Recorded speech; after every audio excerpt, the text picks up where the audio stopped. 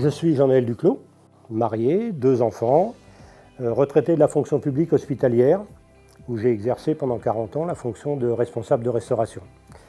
J'habite Bellefontaine depuis 33 ans, élu depuis 1989, je suis maire depuis 2014, et puis depuis 2020, réélu vice-président, chargé de la culture, de la transition écologique et du PCAET, donc le plan climat, air, énergie territoriale.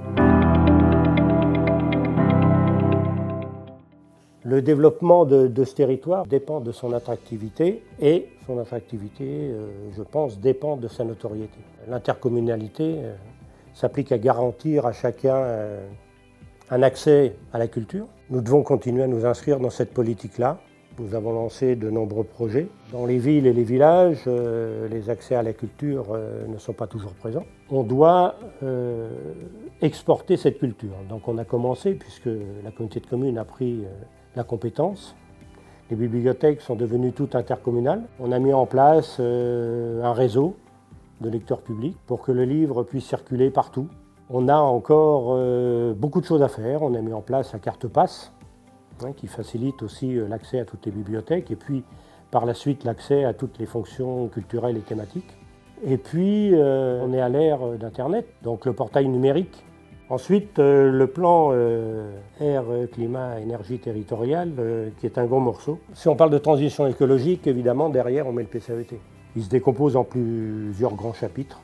Les consommations d'énergie territoriale, les émissions de gaz à effet de serre, la séquestration carbone, l'aménagement du territoire, la production d'énergie renouvelable. Alors il est évident que le PCAET ne sera pas fini en 2026. Un long fleuve tranquille qui va permettre à d'autres élus, d'autres générations de mettre en place des choses.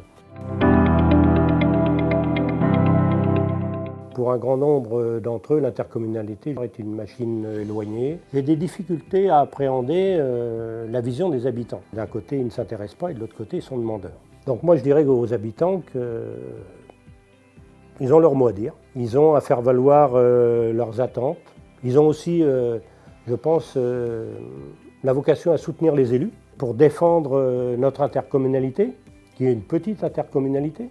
Et je pense que les gens ne se rendent pas compte qu'on est à côté de grosses intercommunalités et que peut-être un jour, si on ne défend pas notre existence, il y a des risques de fusion. Et je pense que les habitants doivent se saisir de ça pour que notre intercommunalité existe, pour qu'elle grandisse, pour qu'elle avance, pour qu'elle perdure. Et je dirais pour terminer, soyons entreprenants et nous réussirons.